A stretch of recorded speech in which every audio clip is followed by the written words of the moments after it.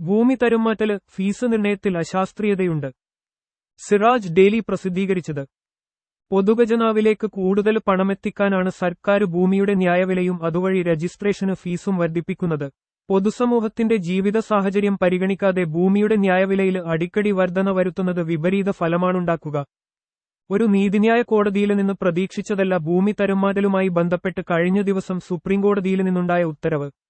25 സെന്റിൽ കൂടുതലുള്ള ഭൂമി തരംമാറ്റുമ്പോൾ മൊത്തം ഭൂമിയുടെ 10% ന്യായവില ഫീസായി നൽകണമെന്ന് 2021 ഫെബ്രുവരി 25 സംസ്ഥാന സർക്കാർ പുറപ്പെടുവിച്ച ഉത്തരവിനെ പിന്തുണച്ചിരിക്കുകയാണ് സുപ്രീം കോടതി.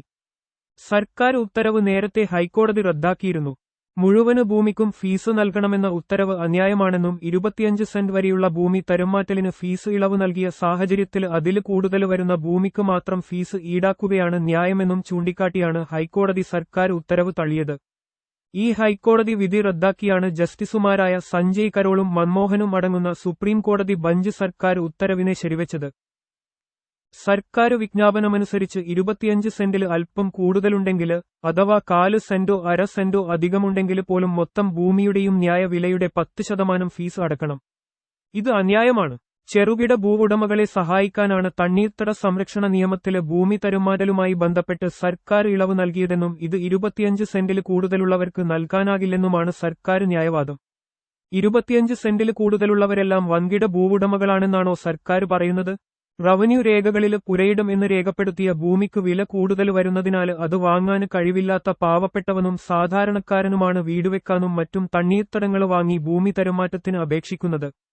അവര് വാങ്ങിയ ഭൂമിയിൽ 25 സെന്റിൽ അല്പം കൂടിപ്പോയാൽ അവനെ സമ്പന്നന്റെ ഗണത്തിൽ പെടുത്തി പിഴിയുന്നത് ഒരു ജനകീയ സർക്കാരിന് യോജിച്ചതല്ല. മാത്രമല്ല ആളോഹരി ഭൂമിയുടെ അളവ് ഏറ്റവും കുറഞ്ഞ സംസ്ഥാനമാണ് കേരളം. റവന്യൂ റെക്കോർഡുകളിൽ പുരയിടമായി രേഖപ്പെടുത്തിയ ഭൂമി ലഭിക്കാൻ വളരെ പ്രയാസവുമാണ്. ജനങ്ങളെ ഞെക്കിപ്പിഴിയുന്നതിന് നല്ലൊരു മാർഗമായാണ് ഭൂമിയുടെ ന്യായവില നിർണയത്തെ സർക്കാർ കാണുന്നത്. രജിസ്ട്രേഷന് ഫീസ് കൂട്ടുന്നതിന് ഭൂമിയുടെ ന്യായവില ഇടയ്ക്കിടെ വർദ്ധിപ്പിച്ചുകൊണ്ടിരിക്കുകയാണ്. 2010 ന്യായവില 2014 50% വർദ്ധിപ്പിച്ചു. പിന്നീട് 5 ഘട്ടങ്ങളിലായി 10% വീതം വർദ്ധിപ്പിച്ചു.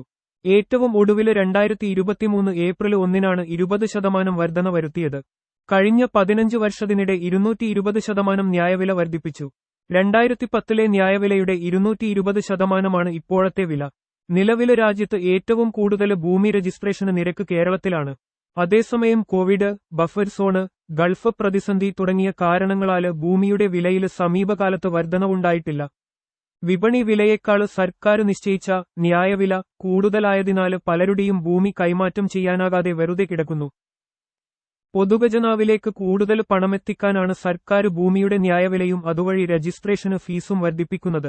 പൊതുസമൂഹത്തിന്റെ ജീവിത സാഹചര്യം പരിഗണിക്കാതെ ഭൂമിയുടെ ന്യായവിലയിൽ അടിക്കടി വർധന വരുത്തുന്നത് വിപരീത ഫലമാണുണ്ടാക്കുകയെന്നാണ് ഭൂവിനിമയ രംഗത്ത് പ്രവർത്തിക്കുന്നവർ പറയുന്നത്.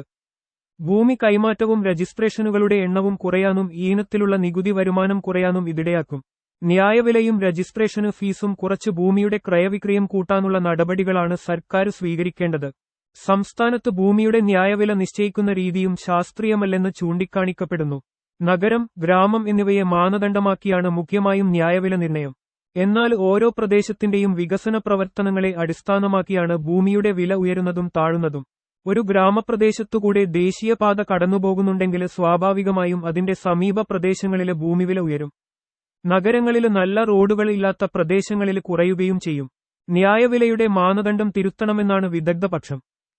സർക്കാർ ഭൂമി പാട്ടത്തിനു നൽകിയ വകയിൽ വൻകിടക്കാരിൽ നിന്ന് വൻതോതിൽ പാട്ടത്തുക പിരിഞ്ഞു കിട്ടാനുണ്ട് സർക്കാരിന്.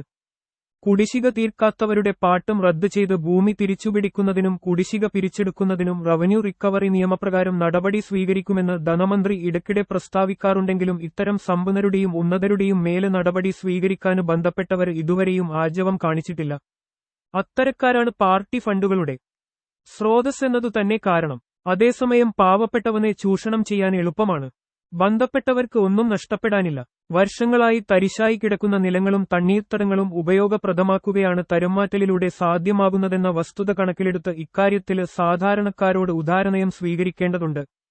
തരംമാറ്റത്തിന് അപേക്ഷിച്ച നിലമോ തണ്ണീർത്തടമോ 25 സെന്റിൽ കൂടുതലുണ്ടെങ്കിൽ മൊത്തം ഭൂമിക്കും ഫീസ് ഒടുക്കണമെന്ന തീരുമാനത്തിൽ സർക്കാർ പുനർവിചിന്തനം നടത്തേണ്ടതാണ്.